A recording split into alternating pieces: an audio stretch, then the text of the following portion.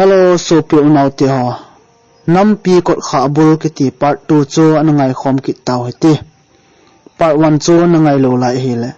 Description a he link kan koi ding hen anangai jin. Chule channel he subscribe na bol lo lai hi a. Hungwa lut masa pen a hi na lai le. Mabana machal theina devin ngai lut na nei ten subscribe yang na hin bol pi in tin kong tawi. Thusim chu anangai pan taw ti. Chun naw si hoi te in ka ven a hi le kalung sit valin ka ngai mama zingin a hi. Ki thoda a koi zing din ka nom tle zingin he zong la mi pi la aga. Ki a hi zi in koi zing din chu naw si za san ti ka tin he zong la naw si khut te ni kalan ka op chunga ka sim be in kis ka bolin a hi. Chun naw sin le anun e pui thanin aum na lang thona ka chi tawi. In katlunovin lupna kalomin chu in naw sin ke to chance amu nom chu an ko tian het phat un mun chum chia chi mang tawe ama ho chi mang phat un naw si ka kom ahong ki hinajin e hin ko jin athisu tai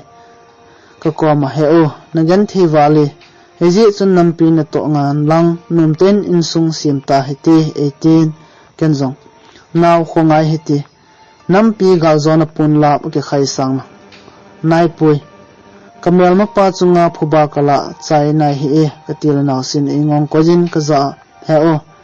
nampi na tong na hi zi in ka hin subui num zi pui phat tinin nang koma umding bo kanu me 18 kanang ka don bot in now nampi gal zona pun lap ke khaido anile in sungmi tela so pingai changzo se to num tai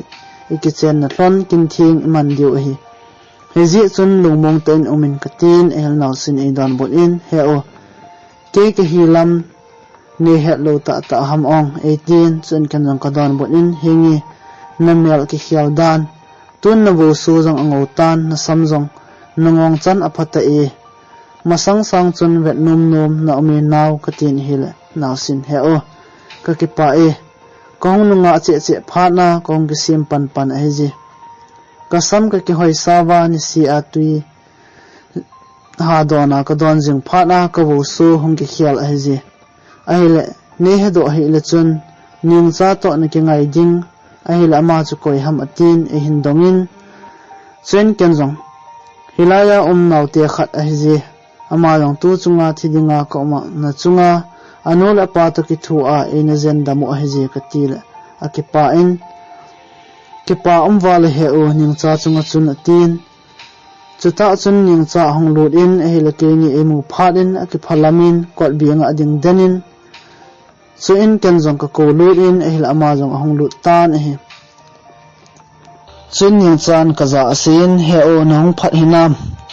nakisu kha kaza chun boina khat kani ji in ka hong man pui atin chun ken jong ka don bot in naw ka phane e no naw sil anu hongin e hung pi hlon na e katin a hil ning chan apha e longmon te ton e la ke inanga chi tange atin longthim no mo thim ta in apot do tan e a chi nongin naw sin ka za he o ning cha ko ma chun ki pha tu ki se hen ki ti apot do in jingle ki se ta hanu atin ken jong a kho poi naw ai ning cha ko ma ima se hi tango katin e la naw sin hi he o ima se punge atin so in kadajin lukna chunga tangkhap in ka ki vei tu hlonin e so in kirang ha sa hle jong le all in ka ding do in ka wa le len e naw si ka zit lamin apangin a2 in hiti chun lam ka hin zot pantai so in kenang naw si koma naw to no na te kho nang dinga ipi ham katin e le naw sin e don bot in ke dinga kanun niaw a ji lam kalanga nang henu to ka khom thlonin he jong le henu nang nangai wal ji a in langa kile kit a hitai ka changa kom ding phana hilaya henu yaw ko ma kana chi a ji nakisu kha ania ka hin mo chu ka pu na dan cho nangin la hello ka hin ko jin tin na chunga ha ka aka ka a ji ai wanga ne het lo chu ken na ki het mo sa ka hi sa ke jong ka ki se do lo a ji so phat in ke kapot do ding ji in kanun yaw ko ma ka sel aman yang chate ko ma sia nang chu na vet su ja hi ji 18 chun kenang ka ki pa e naw to nang le he no to ka kinung mu hlan hi ka gel la ka pana sangai ka tin el ning chan naw sin ei don bol in he o nang ki pana sangen ke ki pana lin zo e ai cho thi sa heng do an hi ze in atin chun ki jang ki chol dingin kalum kit tai naw sin sun ni hlum ei umpin ka boina le ha asat na kani zo siaman hoi ten e ve sujin e ke jang pathin lung sit zalin ka hong dam do kit tai ka hong dam do phat in ke jang kaloi ha kom ka zon kit tan e ke jang kaloi ha kom ka tan ka jeuti ha ka bol jing kit tai ka chunga lam kai ha lung hlai ji in e ngai lu thejun chula naw si to ka ki ngai het ji ovin ni si le phat cham khat e thla ongun ke jang phat hom tho ta in naw si ko ma kalai lengin lung sit na thim thu ka se jin e he jong la nam na tong ka he ji in nam mi te hu na a muntina ka chi jinga ahungai ki tan e chun ni khat he lam kai pan sajit tampak lang chi ding a hin som tan a hil ka kanom jing he jong la lam kai ho to se nil the e pon ki jong chi ding in ka ki gong tai ko sung ka da thla ding ka nu le naw sin aza hlan phar in alung hel hlan tan adi in naw sin e ka ki tai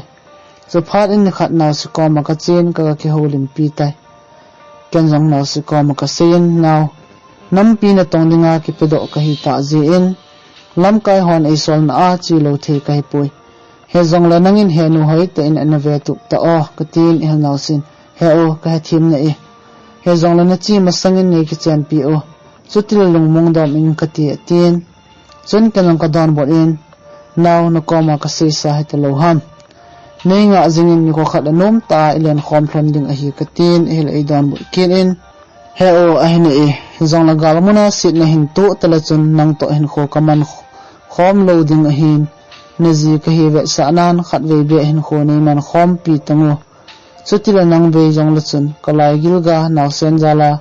thamon na kani ding a hi 18 chun ken jong ka don bot in naw chutin kalung neu sa ago hin nga hat in mel na pa lu chang ka hin pu tho ding a hi ji lomong te ni na nga in lang ke din he no to taw na hin mangjing hlano ka tin el naw sin hin ko jin ka za he o kain itwal zia kain se e bove pakain na mel mate zo si kyang chat phan ni su ke hen tin chen ke jong kong po do tan e la kanun lampe ina lam ton ka za boy chi da kum tango naw si ki puyin lang e honum te in chang khom taw hati 18 chen kan jong kanu ko ma ka sen he no chuti se hen nam pi dinga thi san lung sa kai tan mel mate chunga phoba kala ka asia kal sung ding ka heji nam pi dinga thi ding ka hi ka ten ehla kanun boy na chinung la ke dinga asaji wal chula 18 chun kanang ka don bot in heno ke dingin lungim hin po na imani hin he sang chun inam mi te thi san lun ho dingin e bol the chan bol heti ka ten ehla kanun e don bot in boy atong ding le phobala ding midang a umnai nang nom ten ke chol jingo 18 chun kanang ka don bot in heno ke ka chi lo la koi ham chi ding ke man ka pat lo la koi ham apan ding nam se pai ka hin mi mo ka pui ka tin ka hong tan e chun ke pat do kun ovin kanon e hin nung dalin ka pumin e koin kaptan boy nang thu hoi e pui hong kele tan tin ka chi na loading in kalam kai ho kam athum tan e la kanom pon ka hong tho tai chun kanon e hin dal ki in ai la naw sin kano ahong ka jin ale pui tai kano kanung vet le ka pumin ke lam hin ven ka pona hle e he jong la nam pi gal zona ding gel kho na zalen ka ki het mo sa in ka chi tan e chun le kha khat ka ji in heno ne ko da tan he pa ni hol da tan nam pi na tong dingin ka kal sung tan kong ki le thei ta pui gamla nam ngai lut na zalen thi san lung pumin ka kal sung tai heno ke thu hoi e pui ti ka he jong la nung chon thei ka he pui ta chapa ka hi tin ka ji in ka da tan el naw sin le kha ong la tan e chun ke ho jong lung hel ta in khosong kan da ta vi kanula naw si ka ngai valin he jong la galmi to ke do dinga kon ka hi ji in pul do su mil te ding ka gotai he jong la ilung sit khat su mil sangin le khasim la exam pass nom zanti heti chun ke hon jong gamang la khong tawin ahin tlan mul kom ka pha ovin lampian yang chan inanga in emu phan ka kom ahungin ka za he o ke hi ipiti han nei te ani ki mu mo sa kho ham gen thi na thu dinga lai tan ka hi tam na lung sit na min mut tabe azong changlal ka hi tam na lung sit na mi mut tabe zong changlal ka hi tam atin akap tai chu phan na ko mak ka seyin naw nang le na in ko tia chunga sei zo lo ka ki pa na thu ka hin sei na thu sei cho ven chin ding ka ti le masanga ka na sei bangin kanung zui am tai iti hama gol to silung tu ka thla su hlon kha le na hung hol na nge ka tien a hli ka chi pi in ka chi tai ka chi konin ka za ning chan seyin wan noi le sit mangjong le kalung sit na wang mang pon ti he o tin ain samin ka chi tawi ki ho jong kiangin lam ka hin zot avin ka hung kal sung jung tawin ehile nitlum konin pu ngulbul khopi longza ka hin patawi chen khosung kalut avin khosung na pion an e hun pi avin ki ho jong tui ta in ka ni tawi longza khwa ni thum sungin ka ni chongun chule thingsan azong ka omon chu zovin ka chi kyun IC ki ti kho khat ka patawi IC kho achun ka kinga on ka ki chol tawi IC kho sung chu mol chung ki khang a hi jin anomin mun gam la ta akimu pha in a hi chun ni thla an ka ki su thiang zovin ke jong ho in langa ka kal tu tan ka zit ka ve mul tlang ho ka ven a hi le lon pi ko ma gam vet mol ka hin mutan a hi la ka lung hel walin naw si ka ngai hle aji cho naw si na khwa pa na ngam vet mol hoi ta akimu hi hezi chun kalung thima khoche mol khon ke kaldo han lang naw si ki gal dot le kanom hle ni si naw si nga jin kamau mau tan hi ni khat gam mang no ya petrolin ka chi ki tawe ka chi ven e le mel mo ho khonung ka mutawin chu phanin ke honang gu thimin ka hin gam tawe South api ka hin giam tawin khaw kol ki ti gam noi ka hin phawin melmon embos eina bol khum tawi aina ke hon kan hedo wa povin chin ama hon e hin kap tawin e hila kala wa mi khat hin kap tu tawin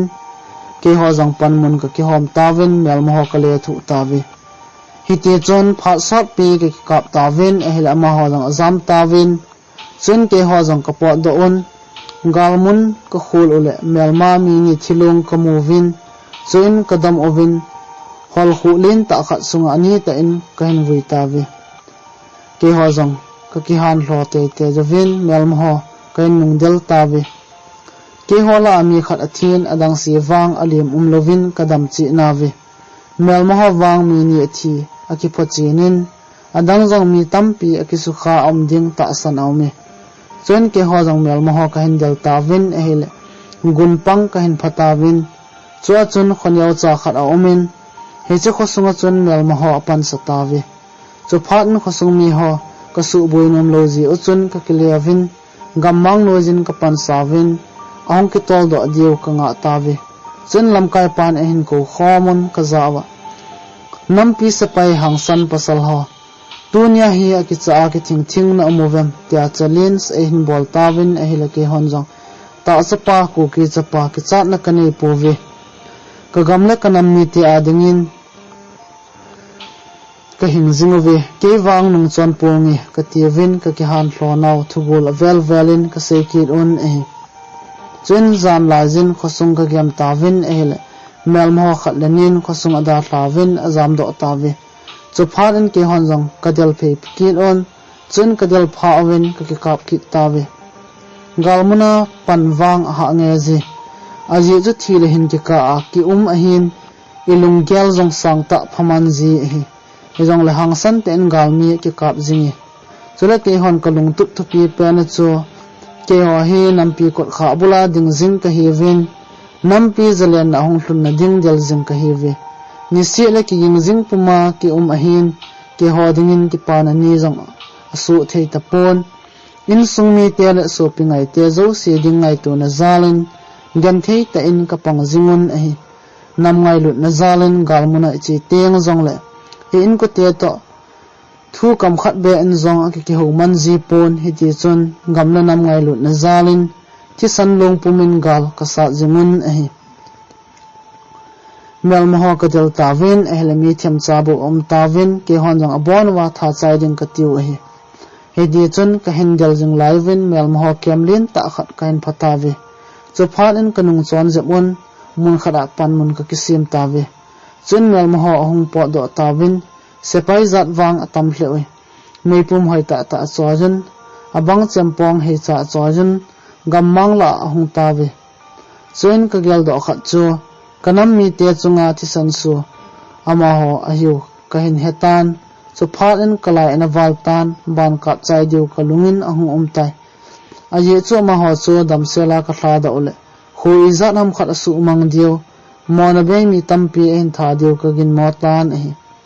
aina chungwa thal thla diu chu melmo mi atam ji in kaloi ho ki chatawi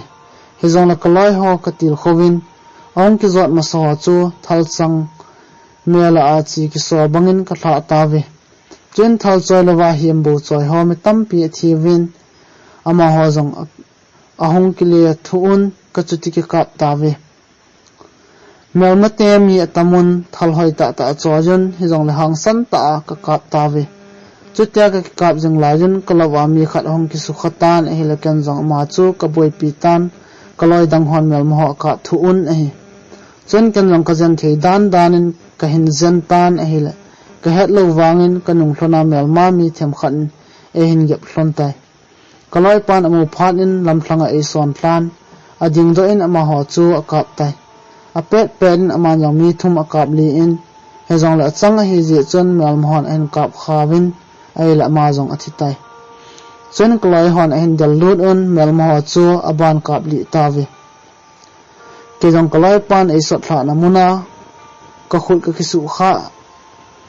na ana ji en kong kal do thei ta pon e mel mo ong tam phat un ke holami them chabu ke hevin hezi chun galam kai pa tu pi dung zojin kong kile kip tawe ke ho jong ko hongon kala wa chite ni za bol na le thla na ka nejun mun khada ani ta thlonin ka vui khom tawe ke hon jong ka ki han hlovin pasal ta in ka pangun ahi zanin phai cham khada ki ngawin an ka ki honawin ka niawin ka ki chol tawe he zong na nausi ka ngai walin amel moding ka nga lal hle tai sin van lama chung chol thanu ka ven hele ka lung sit nu melin alangi chunga chol thanu to ka ki ho win ka lung sit nu ka ngai dan ka seyin ka mu nom dan ka seyin chuin mang pha ka thot in ka ki chol tai zingka en lam kai pan in langa ki nung le ding thu en seitan hele ka ki pa walin nausi mel moding ka nom hle tai chen ki jang gam la pa cha hoi ta khat nausi pi ding ka lovin ka hin ki pu tan hi chule gam no ya the ka hin holun aphunga ka kalun kania vin kalai hoding in jong bek dim set in ka kholun hi chen kanang nausi la kanu ding in ka bek dim sen the ga ka hin lo tan hi ke ho jong khong ta vin ni hlum helin lun pi thlang ka hin zot ta ve ke wang kalam zot se le ngam vet mol ka ven ka thun na ding phat ka sim pe tan hi ke ho jong ni thla khojin in lal ta in kom na mono kong hlung ta ve kong hlun phat awin khosung pi ho ke ho lam tu din ang po da un salam e bol ta ve chen ki jong nausi ka ngai walin a in lamu ka del tho tan e le a le tolwa nausin e nga in chen ka thun thunin ka ki ngai wal thonin ka ki koi man chit thon tan e chen nausin ka za heo damsela nung thun hi ka ki pa e pakai koma tang lovin ka hin tau pi zingi 18 chen kan jang ka don bot in now ka ki pa e ke din tang lovin hung tau zingo ka tin el nausin e don bot ki in heo kanola ka pa jong ahungi atin chen ke ni jong ka chi thonin anole pa to ka ki mutu thonin damlo thu chele khosung din mon tho ka ki holim tawi chen nausinun ka za boy khosung mi hon na hin ngai cha hle uwe chele na hin do thu jong mel mohon e tawin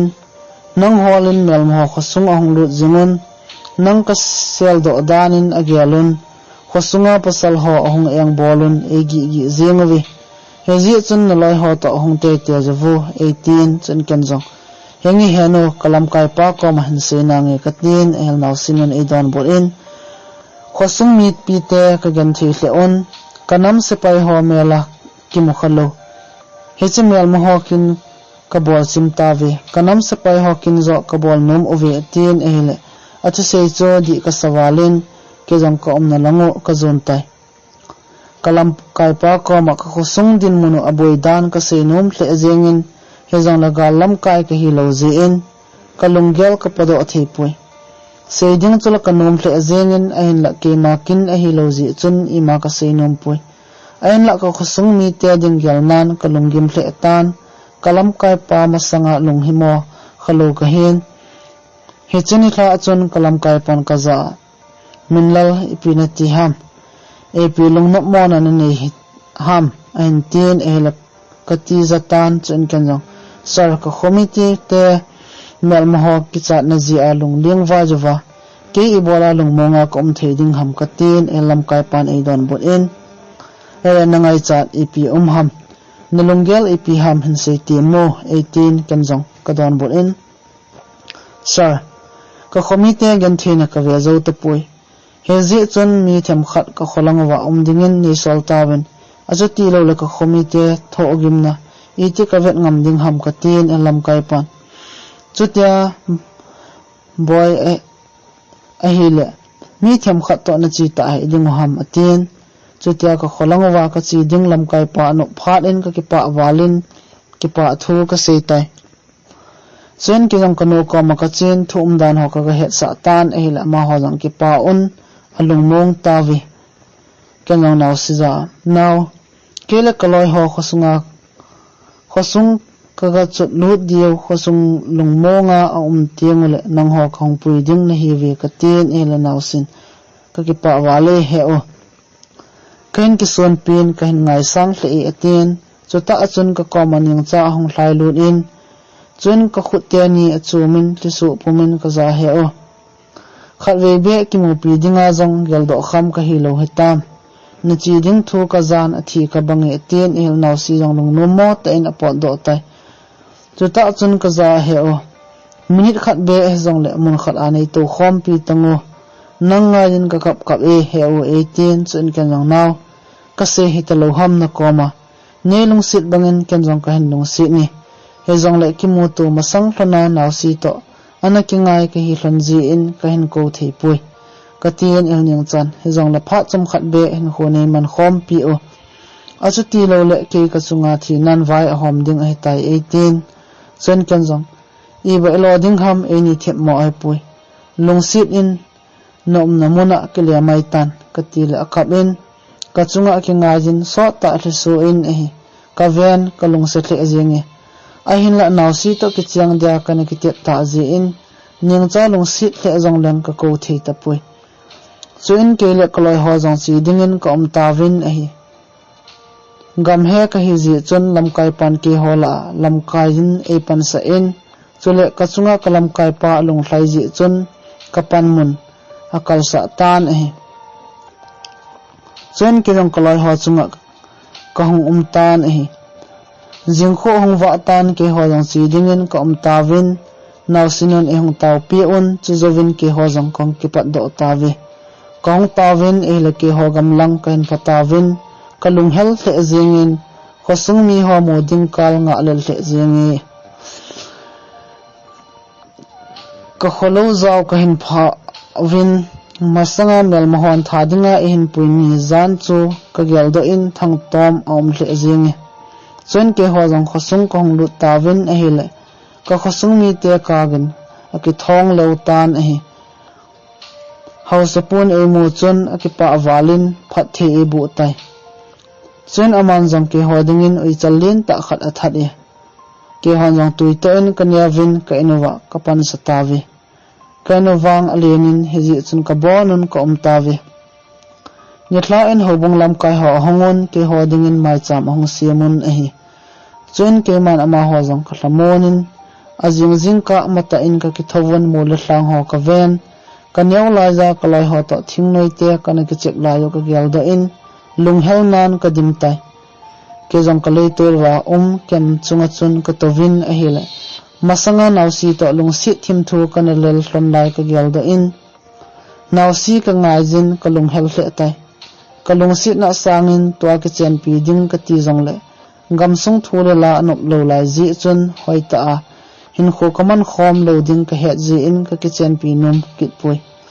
he jong le ni khat le ki cheng te ding in wang ka hlon nai ni khat ke ho jong gam no ya petroling ding in ka chi kit tawi ka ki gong win mel ma ho na dinga ka gin chat lai ta gu thimin ka khul tawi ka chi win e la gam la ta konin mel ma ho pon bu le thlang pheng ki sung ho ka mu tawi chen agam ale ka ve to on mel ma ho del lut ding dan position ka ki hom to on mei chang tam pi ka ki choi lo ji ovin ka ki le tawi ke ho jong in langa kong ki le on ka ki su thiang on chuin zanin ka ki ho khom tawi kalai ha pathin lama ka phut det tan chuin kalai ha ko ma ka sen kanau te ho ve ti movin longin hoite in gel ote e naw hi hoi kum ham nop na wang a hi pui he jong le vai konin chuti e gam ina ma din hin kho it poti to na tho gan the naw chu ni ko khat le na in sung ni na ji na cha long mon na ding a hi inam mi tel zale na ding mun del jinguti khat changin vai hlung zo pon ti lung khat ki san mel ma do jinguti masa penin imasangwa pakai lam kai sa uti aman ai hodingin gal sa nanti aji chu bible nang hoding de po pawon pakai nang hoding gal sa ding a hinai tia asiji katin chun tawna kamang khomon pakai koma ka ki hlan do tawi jena gal sa dingin ka ki gongon jingka mata in ka ki thawon gal sa dingin ka kon tawi ka chi konon ka ki han hlo on pathian la kanami te adingin ka thani chu sunin gal sa ingi melma masanga ka khut dam him pong ka tivin ka hong tawi chen gal mun ka hlung tawin pan mun ka hong ki hom tawi kala wa zon jong azawin lampi ka hin zo jing la yawin ka za zon seyin he o ipi ka ti ham tu ni chun kalung hel tawe tin hila kan jong zon pasal na hi lo ham I bola lung hel na him to na gan thin hi khonung le na nop sa na ding ai bowe ka tin hila zon ai don bonin heu na dong manu na ngai gm 18 chen kanong ka don bot in adoma ngai loading pasal koi minti tia na gel ham hezang la galman si hi ji win ki het mo sa in lung hel bol hi in ka tin hila zon ai don bot in heu ai na e gal ko na chi ting la idong manu aki ngai chu mi na ka dong manu min tling neo ki tin tun sador hi aslang le kot ki ti khwa umi kip gen ho hi ji atin kan jang apha e nung tu mo su te thlonin ka tin ai la zon ai don bot in heu tha la dan thinga ka khuwa ki chen na ka nei hlon ding ai te e ai tin chun kan jang ai la pha chula ani khoni le chi na hai diu ham ka tin ai la zon heu chuni tiang le vip na panding ai ji zan hi chun ka kitchen thon ding mary scott zong in thot ovin kamuta e 18 kan zong henge chi dio nom tai man dio hi ka tin chun ke holang gal mi to ka tu dingen ka kun ta ve chun me mate kem hoi ta ka ven kanai phijin pam langa dio ti po a pang pa chal pang ta ha ka min ka kap in a hila ma pa long tu langa e hin a hitan e chen koloi hon thal en hla chi tawin helmel mate to ka kap tu tawin thal chang wang chu gozu abang jeng tai ke hon jong mi tam pi ka that un ka no jeng tawi chule zon jong hlem lung chung khata pang mel ma ho kap in mi tam pi jong akap li in e hin la wang se te in akom cha bom khat hong pu za tan a hile ama pa jong apengin achi san la ki sai tan e chun kan wang ka del load in ka podo in achi san lung do ho ka sip pi tan e chun kaloi ho la medical lama pan la ho ka kovin e hila ma hon jong ajen tawe chu pha in ke hon jong ka kinung hinun zon ka jen tawe he zong la zon wang adam do din ka ging chatapon a thiding konin e hin hovin kaza he o kalung sit kanaw lingyaw ko ma ngai dam ne ni thumpi o tunin alung tu kumul so pi zo tapoi atin a hilaka ponawalin zon nam sa pai ni hilo ham I bola na lung niaw ham na dam thau thau ding a hinai katin a hila zon a don but kit in he o nang to ikiman cha sungwin ni lung sit sa in kachun le zon zong e da ta zong le nang ko ma ko sungin kanula ka pa bangin ka hin mon pi e tin chuin khiba khat hin na do in he o tuni ka thi ko nin tingyaw ima pi zo ni hi zong lang he che khiba hi kamela ka chindingin na pete te zo tin hila kaloi ho kap la tawe chuin aman ka za he o long thadai lovin gal hin sat jingavo ni khat la melma zo te dingo hi atin chuin ka ko ma he o kanaw thing neu ka ngai wali amel khat ve be kamuno mi he o atin hila ka pona walin kilong ka kap do tai chuin aman adong manu thing neu a hla do in naw gamla nam ngai lut na zalin tunin ka hin kho ka pe do tai mingol thi a thilowa kanam le ka gama dinga thi ka hi ze in kalung amongin ko ki chapa ke ma ka ki han hlo e naw nalung tup ka hin mu so pi zo lo hi lung se te ni ngai damin ka hin lung se lo zong he poi tunin nang malam khan khoding gyalnan kain kho kana phaltai na sian ngai kilung se pi ke ma to no min lung tup mul so zo te hi zong la chun ang dang zon davin hung hi be yo atin chuin a hai adong tan chuin aza kaza singin he o kadang acha wali tin chuzawin a hai hu atan tai chuin alung chunga ka kap tawin he cheni a galmete tampi ka tha wangwin gal ka zolal ni bangon kanan kadim tawi kahin povin khosung kong hlung tawin el ka khosung chu kalamau ogin athong tan e chuin ni hla maman ain ko te thu ka he sa tawin an ko te long azingin gari khat in khomun ahong lung failu tawin a hila kalamau ogin ki thong leutai chuin anunyaw ahongin achapa lung chunga boy ibola hetiani bol ham ong nunu in itikapu zo ding ham nanaw thing nyaw kama ipi ka se ding hitam ong hung thovin boy hiti dingin kilompui nanaw thing nyawin nga zingi nakichen na hlon ding merit scott namulo ham ke ipi ka ti ding ham hung thovin boy atin achapa chunga kap kap tan e ke hodong akim vela ka dingun nam sapai hangsan ta ka hi wangun kaloi pau chunga koima amit lisial zo ka tapove chuta chun gari khat hong thlai lut kit in chuin gari akonin nunga khat hong kum thlan ki holam chu a hindal tan ong hlun hlunin kaloi pau zon longdam sa chunga kaptan e amanu chu ka vezo ki tapovin chu phan ke ho jong ka pot do tawe chun amanu zon ako ko tan he o hong thabo longtu mo so te ding na ti hello ham ong tunya ini lo gut hitam ngai da sahi ben nang lovin hin kho mong zo pumi he o kan ngai wale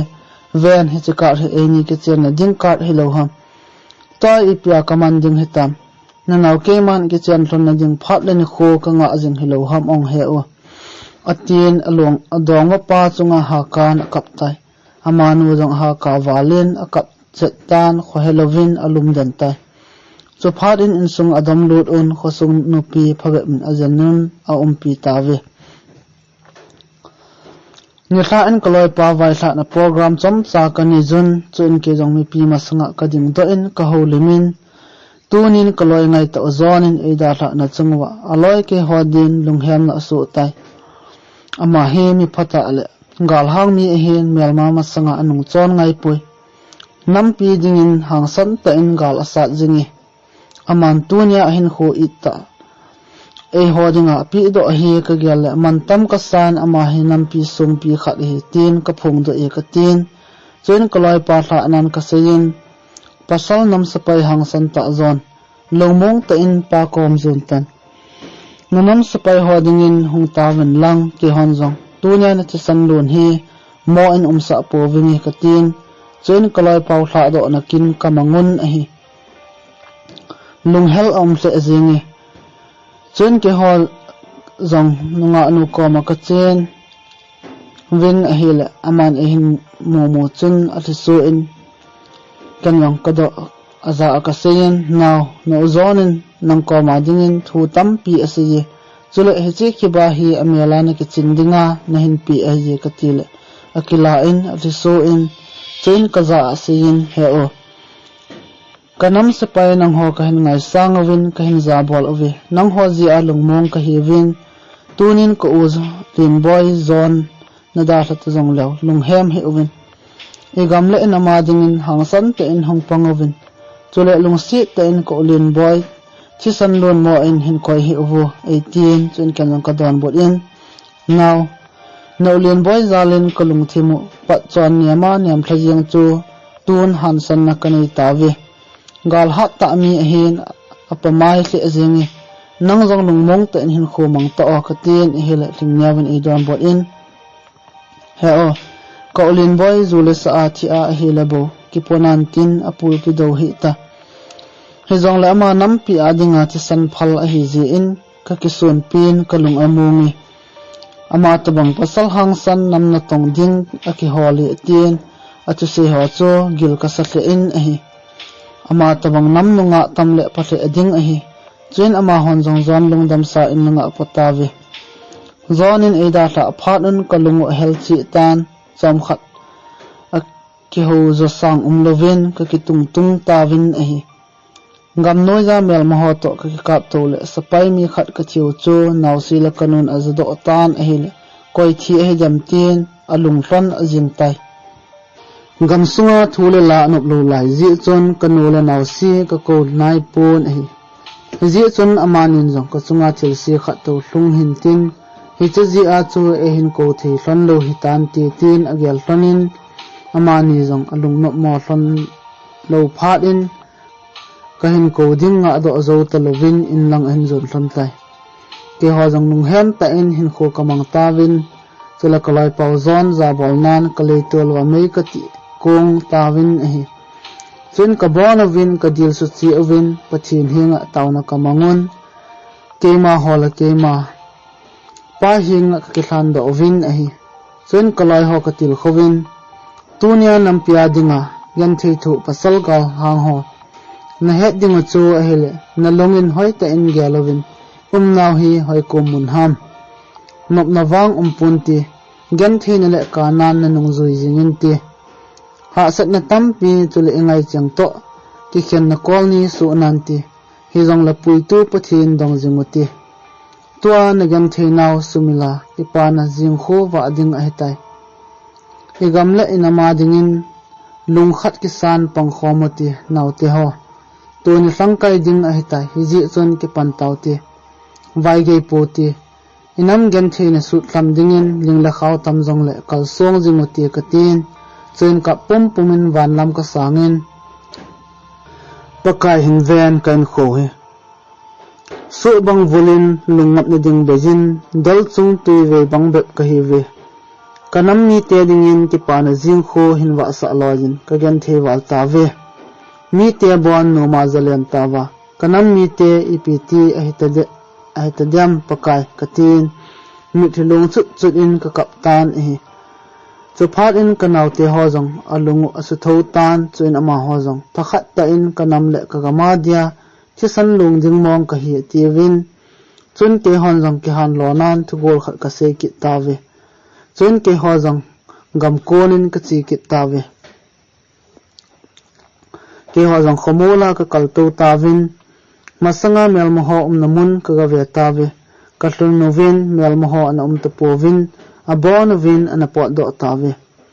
chun ke ho jong asung kalurun a hilati san ge tul la thang adim set in mel moho ti san a he ding ka ta sanin chun ke ho jong ka chi phe ki tawin a hilamun khat a hin ami thi sa ho an vuzun achunga sunglin ta tampi na se khomun a hi chins fan cho ka ven a hilami somvel ki buin a hi ding ka ging chai kaloi han mi khat ahin manavin ka koma sir ama hi mel maho ezi ka tha diu tam ativin ahile kanom pon ka koma hin pui divin ka ga sei pi un ka koma hin pujun chen ken lang ka masanga ka din sa in namin ipi ham koi min hi ham chule hoila ja ipi na bol ham ka tin ahile ama pan yang in don bol in sir ke kamin andi hin kadam lo ji a kaloi te ka pha zo lo pha na ama hon eda sao ai ta 18 chen ken jang na loi ho hoya amu hitam tin kadongi chen ma panang edon bol in na sei pi lang ni tha lo ding hinam 18 chen ken jang na sei le na that pongi ahin la ke ho chunga thil di lo na hin bol lawang na chi te te ding a hi ka tin ka gi tai chen ma panang edon bol in tu le tu hin gun panga ka mu ve chula nang ho to ki do dinga ki gong jing sak ai ta ve 18 chen ken jang ka don bol in ele amun a chu nei puilu thei diu ham ka tin ele ama panang ei don bol in na puilu thei na nge he jong le ne he chula sir ve tang thiji di a ki ma twa gam khuchana ka chi zo na lai ding ham e pi ra nei jen damun lang chu tiang la chi nau ti phat in ke hon lang in langa kain pui ta ve in ka tu novin ka in wa nau si na umin ke e mu chun ti pa walin e na lam tun salam e na boli chen ke la kaloi ho jang in sunga kalut un dam sela ka vai tum ji un pakai koma ki pa thu ka sei ta ve ni tha langin ki jang nau si te na ka chen e hela nau sin hoi ta in lemin ka za he o hung to vo nang mama kan ki son pi ji vale 18 chen ken jang ka ki pa e nau nang he no le he pa hung nai lo ham ka tin hel nau sin e don bol in he o amani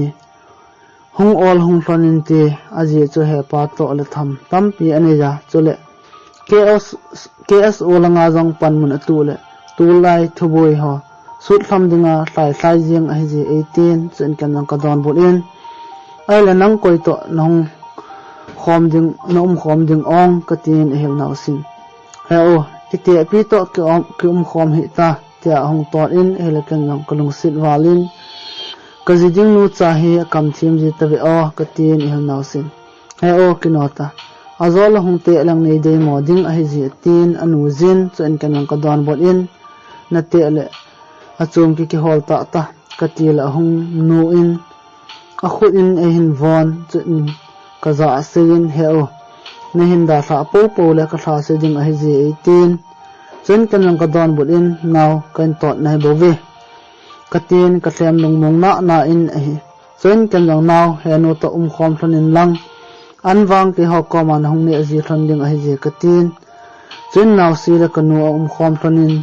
ne la cha wang chu ka ne khom ta ve abang le an honin jong apang jin kanaw te hon jong lung sil un naw si chapang cha hi wangin ke to ka kinai ji chun kanaw te hon he o tin a ko ji ve hi jong la ke wang gam na ma ka boi ta ji in naw si jong ade bangin ka ho pi zo ji ta pui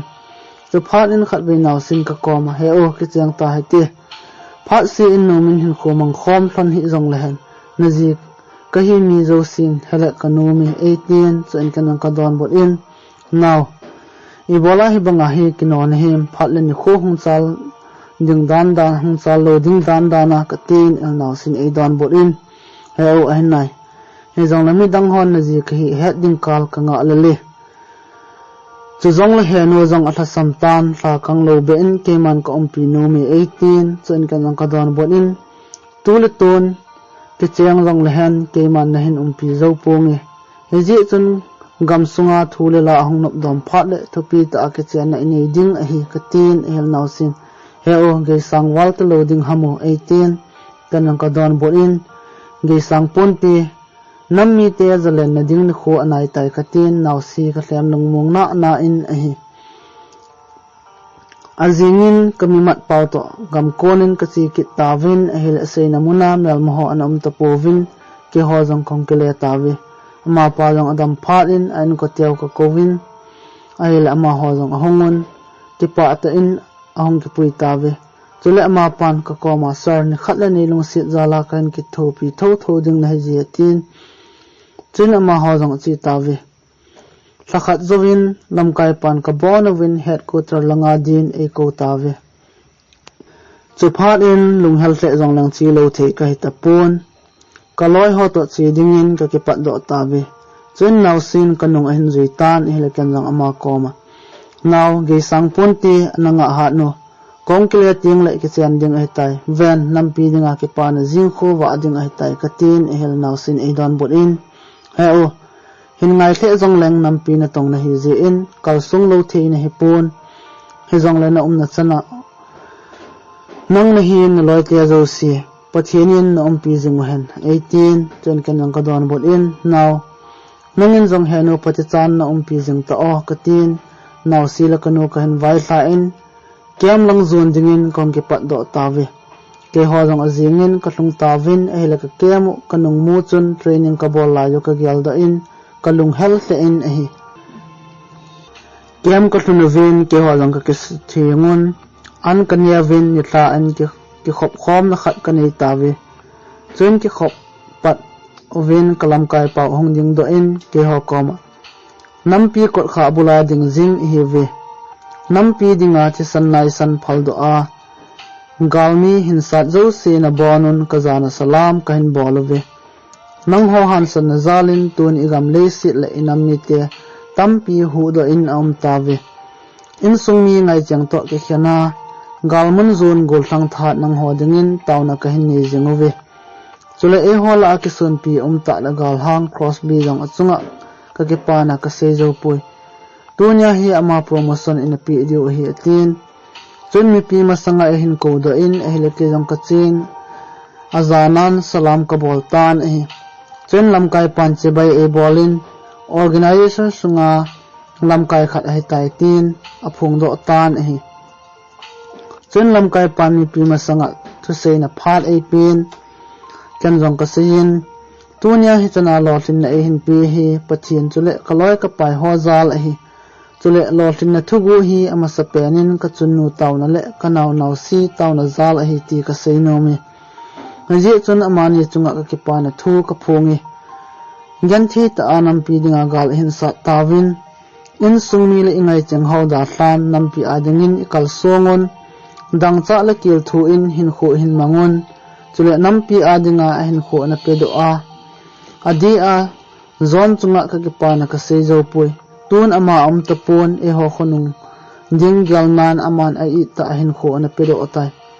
haji chun en sungmi te hon ni kho khat le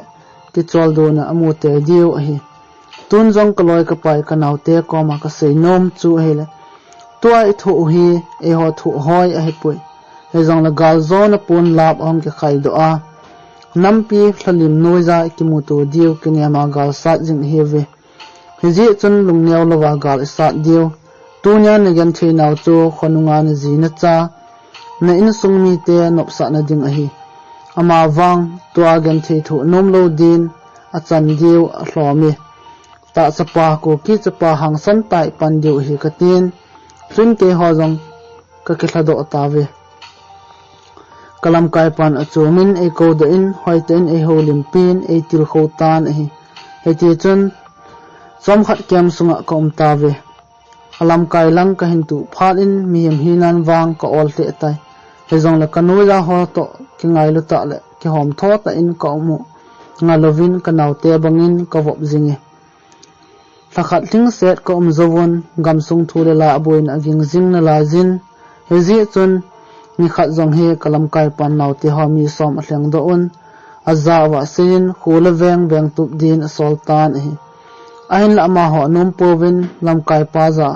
sir crossby tani sol tha diu anga ji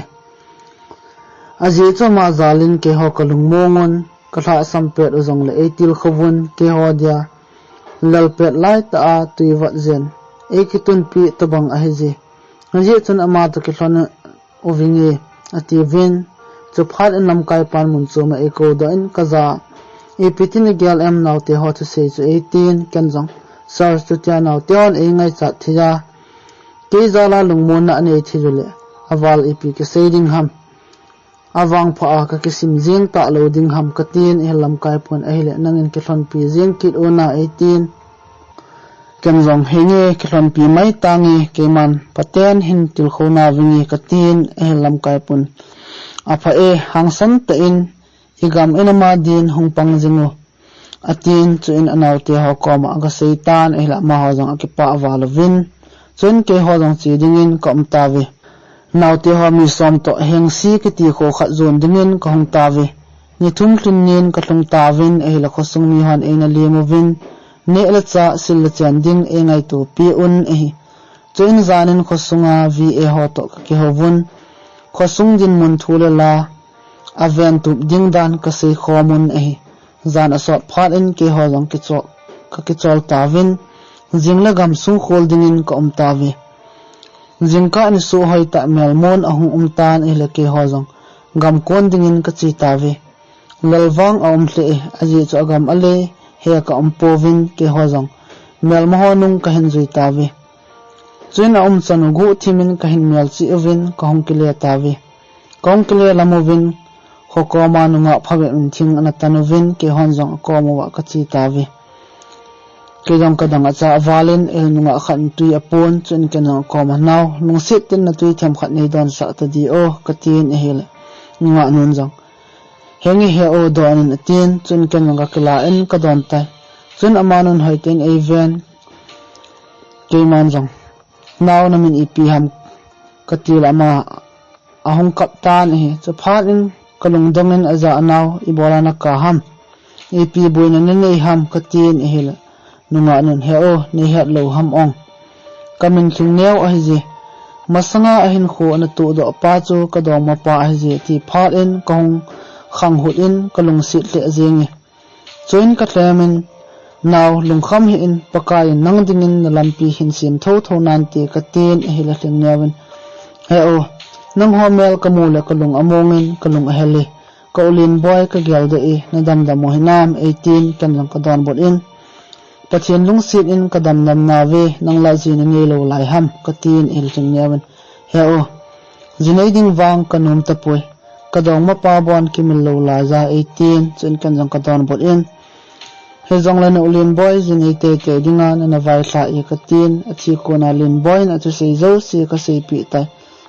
chuin amanun jong ka koma heo pathian phatsa himai ta han atin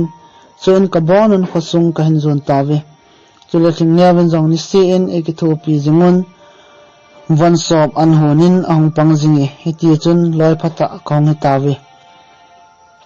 ni khat ke ho jong gamwa din ka chi ki tawe ka chi ven elamel mon ena lam tin tawe ka het phat un lam choma ka chi ven ama ho zo ka le khelun ka chang pang tawe chun galmuna ka pangun ka ki kap tawe ke ho jong ka pan na thei sun sunun ka pangun